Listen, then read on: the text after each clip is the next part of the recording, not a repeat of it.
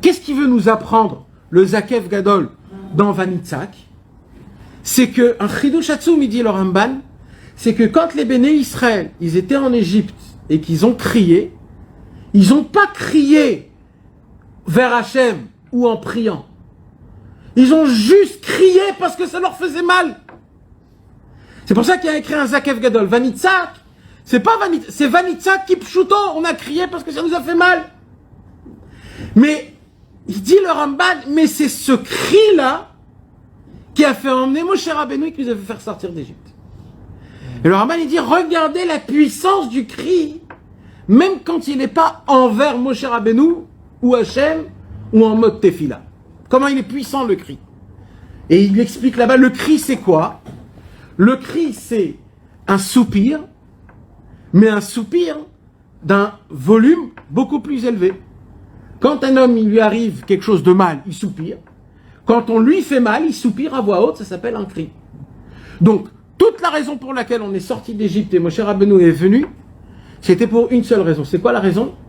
C'est qu'ils ont crié, et crier c'est un mode de soupir, que en fait le soupir c'est quoi? Le soupir c'est j'ai pas fait Yehush, j'ai pas désespéré. Tant qu'un homme il soupire, c'est qu'il a encore espoir que la chose doit lui revenir. Mais quand un homme il a désespéré de quelque chose, alors il soupire plus parce que c'est plus de l'actualité. Un homme il va pas soupirer pourquoi il n'a pas une Ferrari. Parce que dans sa tête il se dit jamais dans ma vie je vais avoir une Ferrari. Par contre quand il voit une voiture toute nouvelle, une voiture toute nouvelle, il dit oh qu'est-ce que je voudrais m'acheter une voiture nouvelle. Ouais, une nouvelle, même si une simple voiture, mais au moins qu'elle soit nouvelle, pas. Alors, pardon. Alors, c'est pour cela que. Non, mais ça c'est pareil pour tout. Ça veut dire quoi? Ça veut dire que le soupir.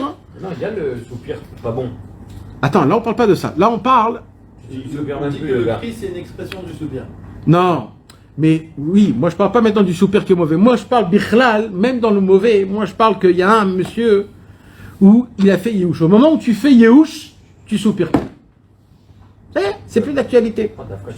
Non, tu soupires quand tu as encore espoir un jour de l'avoir. Non, tu es désespéré d'accord. Jamais tu soupires quand tu es désespéré, jamais. Toujours tu soupires quand tu as... C'est quoi soupirer? Alors venez, on explique le mot soupirer. C'est quand qu'on soupire.